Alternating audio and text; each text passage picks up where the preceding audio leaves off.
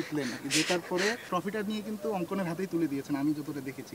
মানে এই মানে তুলে দেওয়াটা বা এজ এ ক্যাপ্টেনের তো কাজই এটা, মানে আপনি কি ওই জিনিসটাই ব্যাক অফ দ্য মাইন্ডে আপনারও ছিল?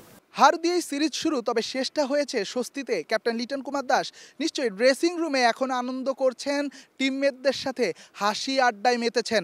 আমরা দেখেছি ট্রফি জয়ের পর তিনি কিন্তু ট্রফিটা তুলে দিয়েছেন অঙ্কনকে, যাকে নিয়ে এত আলোচনা যে এই সিরিজের আগে ক্যাপ্টেন লিটন সরাসরি বলেছিলেন যে তিনি অঙ্কনকে না শামীমকে চেয়েছিলেন। অঙ্কন কি তাতে রাগ করবে? উপায় নাই, ক্যাপ্টেন লিটন কিন্তু ট্রফি নিয়ে তুলে দিয়েছেন অঙ্কনের হাতে। এটাই তো ক্যাপ্টেন, এটাই তো ক্যাপ্টেনের বৈশিষ্ট্য। লিটন কুমার দাস সে কাজটা করছেন।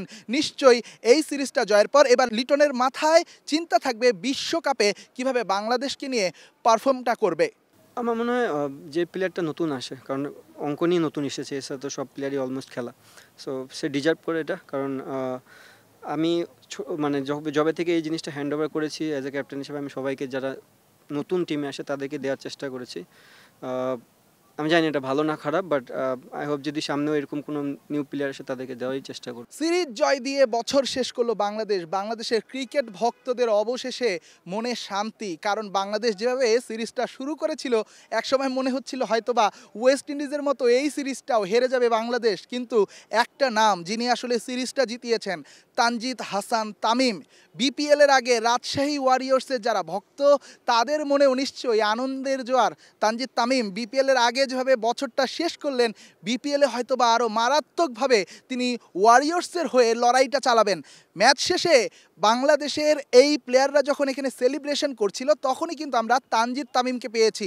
ম্যাচে আসলে এমন একটা দুর্দান্ত ইনিংস, নাকি 5টা ক্যাচ, যেটা বিশ্ব ক্রিকেটে আন্তর্জাতিকভাবে বাংলাদেশকে একটা রেকর্ডের মুখোমুখি দাঁড় করিয়েছে। সেই তামিম উত্তর দিয়েছেন তার কাছে নাকি ক্যাচটাই সেরা। আমার কাছে ওই ইন্টারেস্টিং লাগছে যে 5টা ক্যাচ এক ম্যাচে আসলে অবিশ্বাস্য লাগছে আমার কাছে। উপরে যখন ড্রেসিং রুমে আমরা গেলাম ফিল্ডিং শেষে, তখন আর কি সবাই এনজয় করছে জিনিসটা। আপনি কি জানতেন যে এটা একটা রেকর্ড? না, আমি জানতাম না, বাট টিমের সবাই কথা বলতেছিল আর কি এটা নিয়ে। আন্তর্জাতিক ডিউটি শেষ, এবার সময়টা বিপিএল এর। সেখানে রাজশাহী ওয়ারিয়র্সের হয়ে তানজিদ তামিম লড়াইটা করবেন।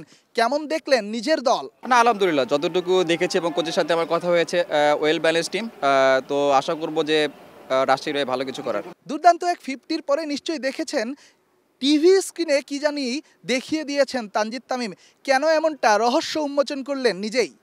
এটা আসলে আমাদের টিম ম্যানেজার নাফিস ভাইকে দেখাইছি, কারণ গতকাল তিনি আমাকে টিকিটের জন্য ফোন করছিলেন, আমার টিকিট লাগবে কিনা। তো আমি বলছিলাম ভাই এটা আপনাকে গিফট করলাম টিকিটটা এই ম্যাচে। তো তারপরে নাফিস ভাই আমাকে বলছিল ঠিক আছে কালকে একটা 50 মিনিটে আমাকে তুমি রেডিকেট করো। আমি এই জন্য আর কি নাফিস ভাইকে রেডিকেট করছি।